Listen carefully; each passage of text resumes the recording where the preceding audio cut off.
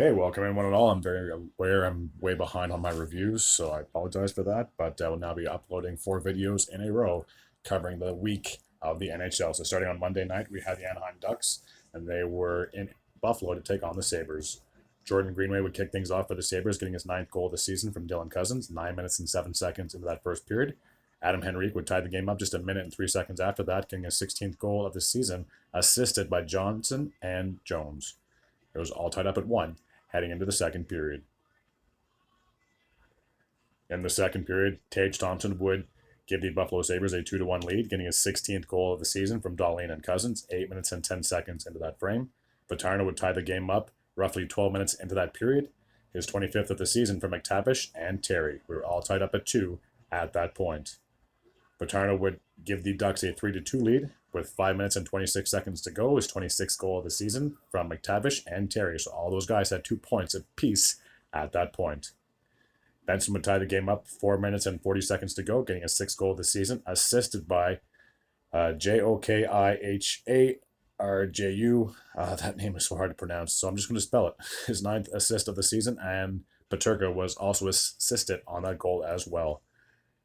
Just when it looked like the game might head into the extra frame, Troy Terry would get the game-winning goal with just a minute and 4 seconds remaining in that period.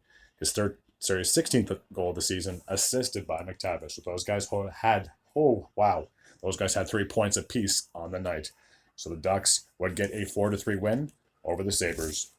With the victory, they are 20-33-2, and with the loss, the Ducks are 20-33-2, and with the Sabres, they are 24-27-4.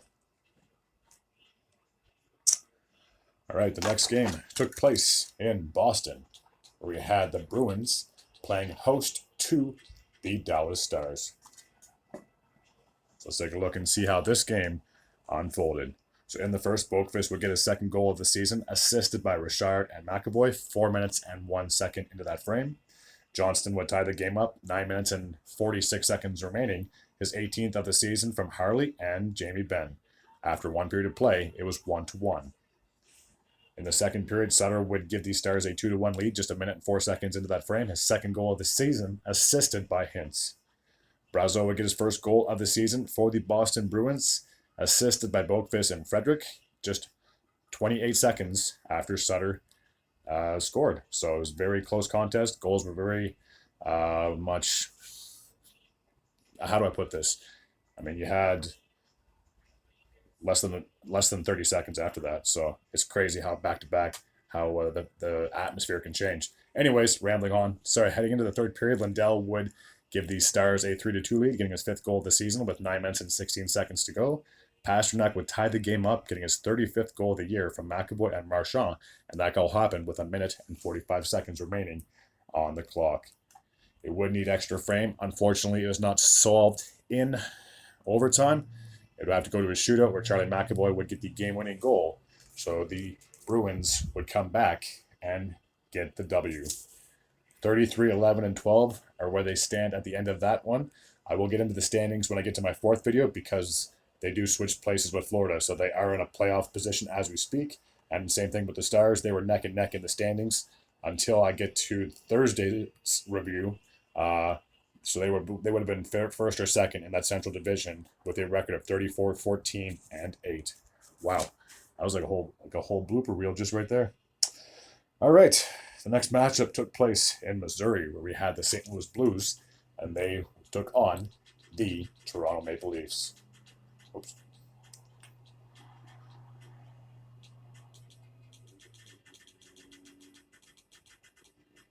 All right, there we go.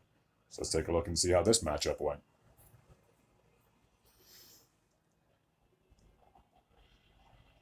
There was no scoring in the first. We have to jump ahead to the second period, where Matthew Knies would get his 10th goal of the year from Austin Matthews and Mitch Marner just 22 seconds into that period. Brandon Saad would get a power play goal late in the second frame, just 2 minutes and 46 seconds remaining, his 15th of the season, assisted by Parayko and Sundqvist. After 40 minutes of play, we were all tied up at 1. In the third, Austin Matthews would record his 49th goal of the season, assisted by Marner just 45 seconds into the third period, a power play goal to note. With the Blues on the power play, William Nylander would get a shorthanded goal, his 29th of the year, increasing the lead to 3-1. Late in the period, Pavel Buchnevich would cut the deficit to 3-2 with just a minute and 8 seconds to go, getting his 19th of the season, assisted by Krug and Thomas. McMahon would get a late goal for the Maple Leafs, increasing the lead to 4-2, recording his 8th goal of the season from Marner and TJ Brodie, and that goal happened with 38 seconds remaining in the period, giving the Toronto Maple Leafs a 4-2 victory over the St. Louis Blues.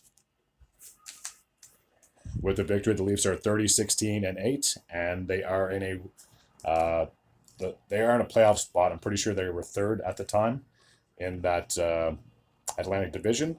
And with the Blues lost, they're 30-23-2, but they're also in a wild card position themselves. All right, off to this next matchup, which was probably one of the wildest games I've ever seen. I watched the highlights and then watched the game. But the Canucks went into Minnesota to take on the Wild and talk about a story of two tales, or like two halves, or whatever it is. I'll get into the scoring, and it was pretty wild, to say the least. So in the first, Ian Cole would kick things off for the Canucks, getting his second goal of the season from Myers and Sutter, 2 minutes and 51 seconds into that frame. JT Miller would increase the lead to 2-0 with 6 minutes and 39 seconds remaining, getting his 25th of the season, assisted by Noah Juleson. Eriksson Ek would cut the deficit to 2-1, getting his 26th goal of the year from Boldy and Kaprizov with just 50 seconds remaining in the first. After 20 minutes of play, it was 2-1. In the second period, Elias Pettersson would increase the lead to 3-1, getting his 29th goal of the season from Höglander and Lindholm. JT Miller would get a power play goal 9 minutes and 24 seconds into that same frame, his 26th of the season from Quinn Hughes and Brock Besser, making it 4-1 at that point in favor of Vancouver.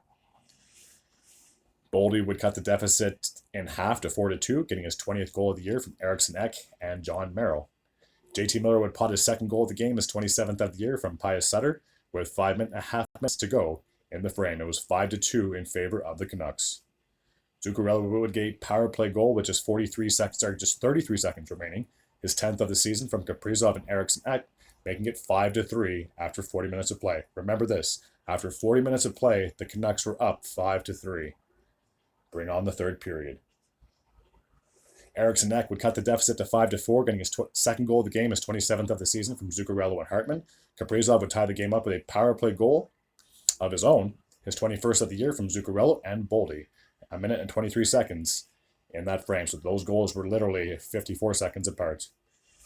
11 seconds after that, Eriksson Ek would get the hat trick, getting his 28th goal of the season from Zuccarello and Kaprizov, a power play goal again.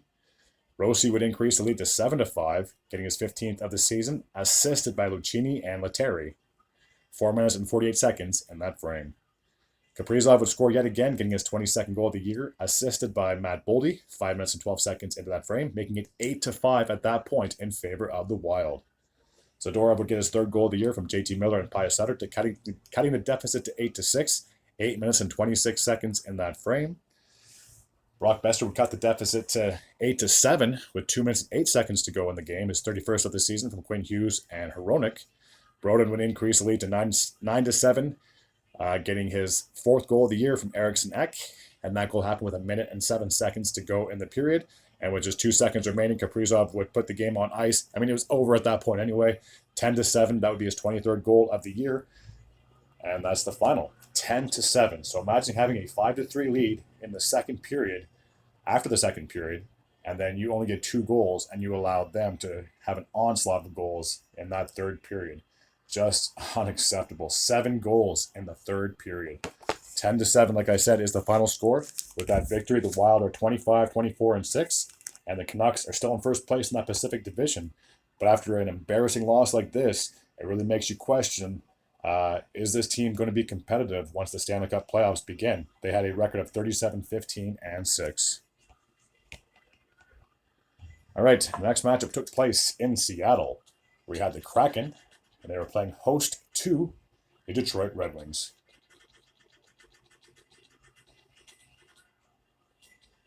All right, let's take a look and see how this game unfolded. In the first period, Seider would get his 7th goal of the season from Patrick Kane and Alex DeBrincat, 6.5 minutes remaining in that frame. And with about 1.5 minutes to go, McCann would tie the game up, getting his 23rd goal of the season from Vince Dunn and Burakovsky, and that was a power play goal as well. After 20 minutes of play, we were all tied up at 1. In the second, Luke Raymond would give the Red Wings a 2-1 lead, 7 minutes and 18 seconds into that frame, his 16th of the season from Comfort and Jeff Petrie. 9 minutes and 9 seconds remaining in that period, McCann would tie the game up, getting his 24th of the season from Olesiak and Borgen. With just over 4 minutes to go, 4 minutes and 2 seconds to be exact, Daniel Sprong would give the Red Wings a 3-2 lead, his 15th goal of the season, assisted by Fisher. After 40 minutes of play, it was 3-2 in favor of the Red Wings. Jaden Schwartz would tie the game up in the third period, getting his 11th goal of the season from Gord and Borgen, 7 minutes and 25 seconds in that third frame. We would need overtime to settle this one, and Ben Sherratt would get the game-winning goal, his 4th of the year, from Larkin and Raymond, and that was 1 minute and 7 seconds into the extra frame. So 4-3 would be the final score, like I said, in favor of Detroit. With the victory, they are 29-20-6, and they are still in a wild card position. It's just that they kind of flip back and forth between first and second because they basically have the same record as the Tampa Bay Lightning. So once I get my Thursday's game review, I'll be able to tell you exactly which wild card position they are in. They had a record at this point of 29-20-6. Seattle are still struggling to get into the postseason, 23-21-11. All right, next game took place in Arizona. We had the Coyotes, and they were playing host to the Edmonton Oilers. Let's take a look and see how this game went.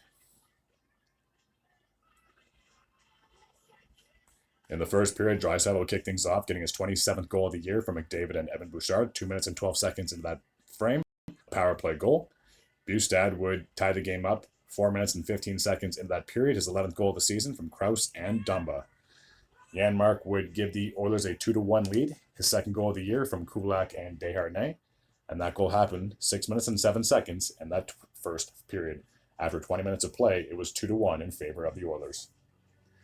In the second frame, Keller would tie the game up with a power play goal, getting his 22nd goal of the year from Schmaltz and Durzi, 2 minutes and 53 seconds into that frame.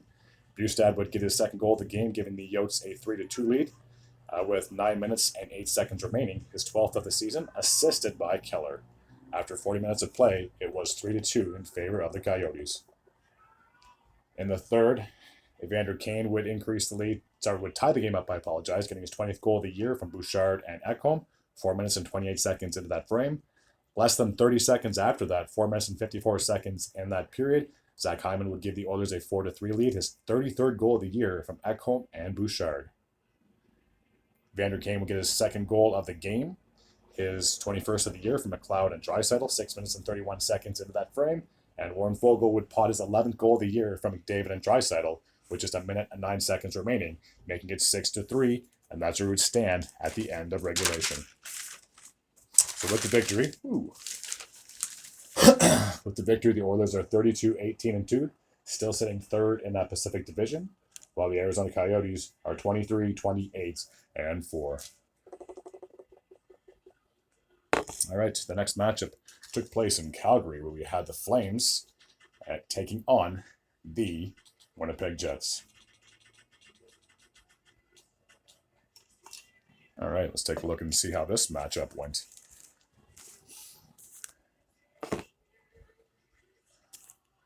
So in the first, this must have been a major goal. Oliver, I'm going to pronounce his name correctly, Shillington will get his first goal of the season, and this dude has been had a lot of off the ice issues and injuries, whatever the case may be is.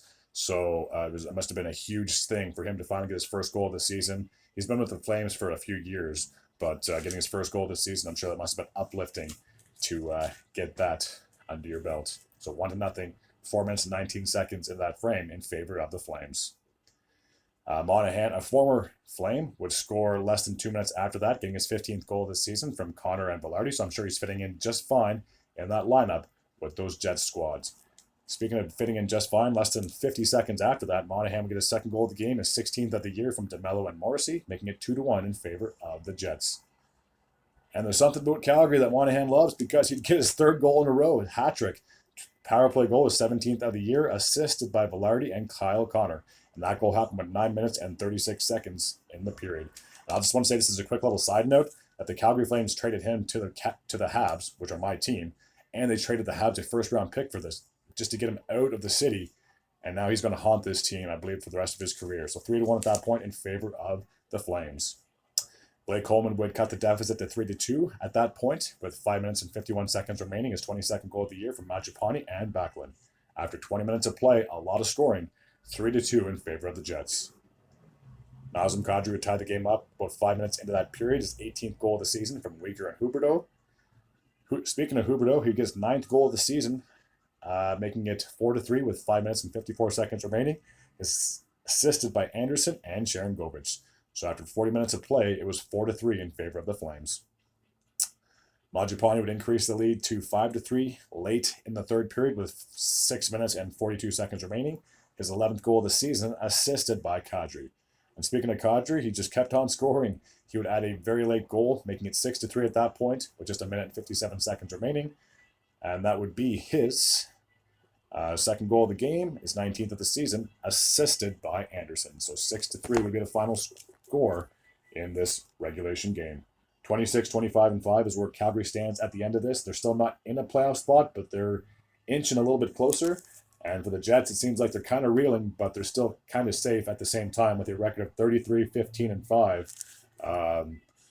They look like they could have easily taken over first place in that division. Now they're sitting third, and they're a few points back of the first place opponent. So, I mean, as long as they can stay ahead of St. Louis, they shouldn't have to worry about dropping into a wild card spot. All right, enough about the Jets. Let's head off to San Jose, where we have the Sharks playing host to the Vegas Golden Knights.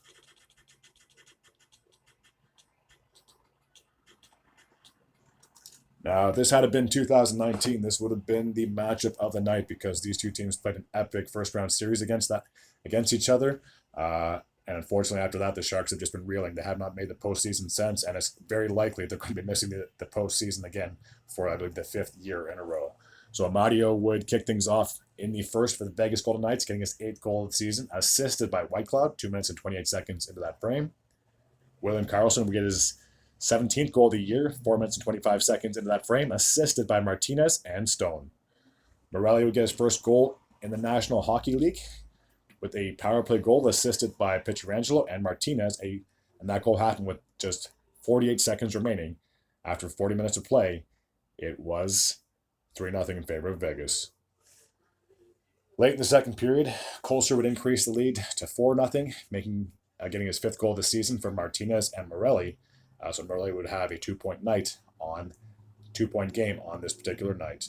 And that goal happened with 1 minute and 16 seconds remaining. I know I'm all over the place with this game, so I apologize. There's no scoring in the third, so 4-0 would be the final score in this one. With that, Vegas is 32-17-2, still sitting second in that Pacific Division, while the Sharks are the worst team in the Pacific, the second worst team, I believe, in the league. They are sitting with a record of 15-35-5. All right, the next match took place in Raleigh, where we had the Hurricanes were the host team taking on Connor Bedard and the Chicago Blackhawks. All right, let's take a look and see how this game went. Matt Bunting would give the Canes a 1-0 lead in the first with 9 minutes and 15 seconds to go. His 13th of the year, assisted by Nietzsche and Drury. In the second period, Nietzsche would get on the goal score sheet himself, his 17th of the year, 2 minutes into that second period, 2-0 in favor of Carolina at that point. 8 minutes and 22 seconds into that frame, I missed this guy, I'm not going to lie. Kotkaniemi, wow, would get his 10th goal of the year from Orlov and Teravainen. 8 minutes and 22 seconds in the frame, making it 3-0 in favor of the Hurricanes. Sebastian Aho would make it 4-0 with 9 minutes and 8 seconds to go, his 20th of the year, assisted by Svechnikov and Jesper Fast. Nick Foligno would finally stop the bleeding and get the Blackhawks their first goal of the game, getting his 13th goal of the season from his buddy Connor Bedard, and that goal happened with 4 minutes and 37 seconds to go. So after 40 minutes of play, it was 4-1 in favor of Raleigh, or Carolina.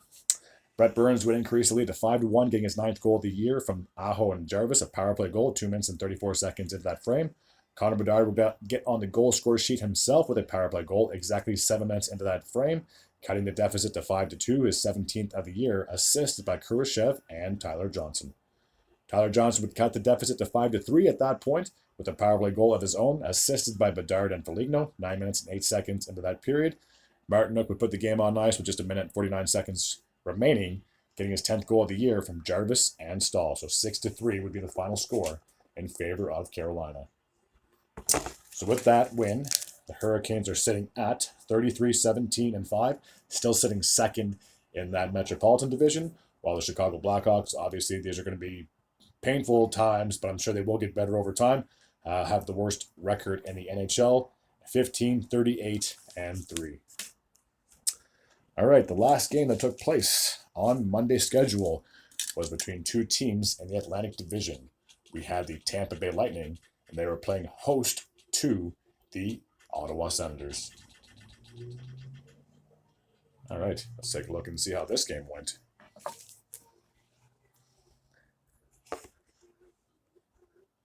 So in the first, Tim Stützle would kick things off for the Ottawa Senators, 9 minutes and 15 seconds remaining, getting his 13th goal of the season from Sanderson and Zub. Matthew Joseph would increase the lead to 2-0, getting his 9th of the season from Giroux and Stützle, and that goal happened with 6 minutes and 25 seconds remaining in the period. After 20 minutes of play, it was 2-0 in favor of the Sens.